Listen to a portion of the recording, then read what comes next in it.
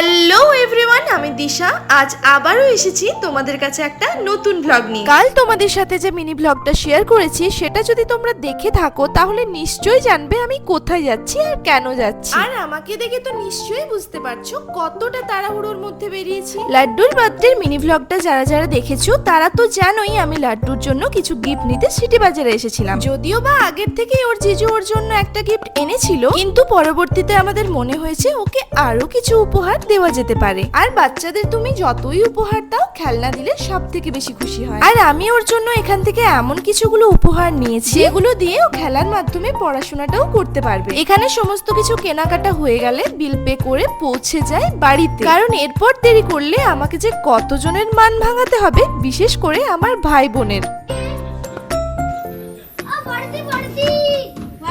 Happy birthday. Thank you. চলো যাক, পৌঁছে গেছি। আর আমার আশাতে ওরা কতটা খুশি হয়েছে বুঝতে পারছো তো। আমি তো ভেবেছিলাম দেরি করে আসছি বলে লাড্ডু টুপুর ওরা হয়তো আমার উপর রাগ করে থাকবে, কিন্তু ওরা ওদের বড়দিকে পেয়ে সব ভুলে গেছে।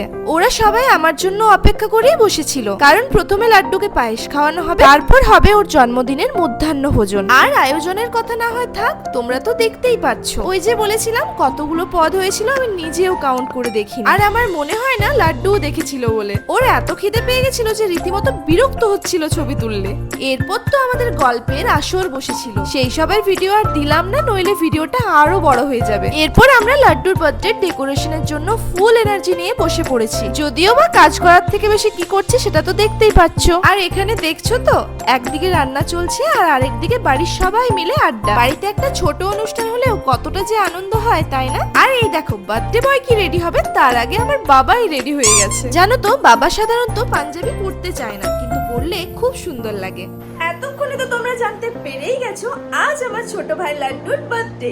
আর এবার হবে কেক কাটিং। তো চলো নিচে যাওয়া যাক।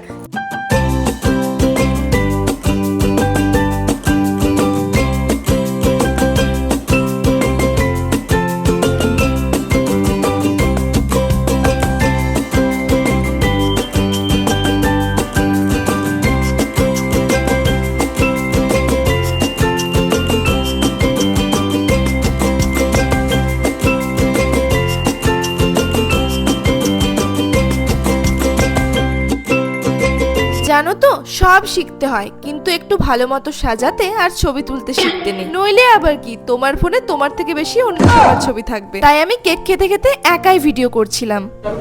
বার্থডে বয় আমাদেরকে পাত্তা দিচ্ছে না গাইস। আমি যতক্ষণে ওর সাথে ছবি তুলতে গেছি ততক্ষণে ওর ছবি তোলার একদম ইচ্ছে নেই। তাও ধরে বেঁধে দু একটা ছবি তোলা হয়েছে। এখানে দেখো, লাড্ডুর বার্থডে আর কেক কাটছে আন্টি। সেদিন বাড়িতে প্রচুর গেস্ট এসেছিল, আর তাদের যথাযথ আপ্যায়ন করার জন্য এত কাজ করছে এরা। এখানে এটাই বলছিলাম যে সবাই কত কাজ করছে, কিন্তু আমরা তো কোনো কাজ খুঁজে পাচ্ছি না। তাই একবার এখানে একবার ওখানে ঘুরে বেড়াচ্ছি। এই বাচ্চাটাও এসেছিল, খুব মিষ্টি লেগেছে ওকে আমার। আর দেখো, ওর ড্রেসের সাথে আমার শাড়ির কালারও ম্যাচ করে গেছে। লাগছে তোমার সাথে দেখা করে? হ্যাঁ, আমারও খুব ভালো লাগছে। অনেক দিন পর। বিয়ের পর প্রথম বোধহয়। না দ্বিতীয়বার। আচ্ছা, আগেবারে রাহুল সঙ্গে ছিল, এবারে রাহুল। হ্যাঁ তোমাদের বাড়ি আচ্ছা রাহুল, জলদি আসো, একবার দেখা করবো তোমার সাথে। বিয়ের পর এটাই হয় বুঝলে, তোমার থেকে বেশি তোমার পাশের জনের কদর বেড়ে যায়। সে যাই হোক, আমার কিন্তু খুব ভালো লাগে। কেক কাটিং তো হয়ে গেল, এরপর খাওয়া দাওয়ার পর্ব। এই যে দেখছো, এখানে সমস্ত খাবার রাখা হয়েছিল। এবার তোমরা বলতেই পারো খাবারগুলোতে ঢাকা দেওয়া হয়নি কেন। ব্যাপারটা হচ্ছে ততক্ষণে অনেকেই খাবার খেতে বসে গেছে। খাবারগুলো যেহেতু সার্ভ করা হচ্ছিল, সেই কারণেই হয়তো সেই সময় ঢাকাগুলো খোলা ছিল। জন্মদিন যেহেতু, তাই রাত্রিবেলায় পুরোপুরি নিরামিষ আইটেমই ছিল। এই যে দেখেই নাও কি কি ছিল। যাই হোক, খাবারগুলো কিন্তু ভীষণ টেস্টি ছিল। তোমরা সবাই লাড্ডুকে উইশ করো, আর ভিডিওটা ভালো লেগে থাকলে like, comment, share and subscribe করে দিও। দেখা হচ্ছে আবারও খুব তাড়াতাড়ি।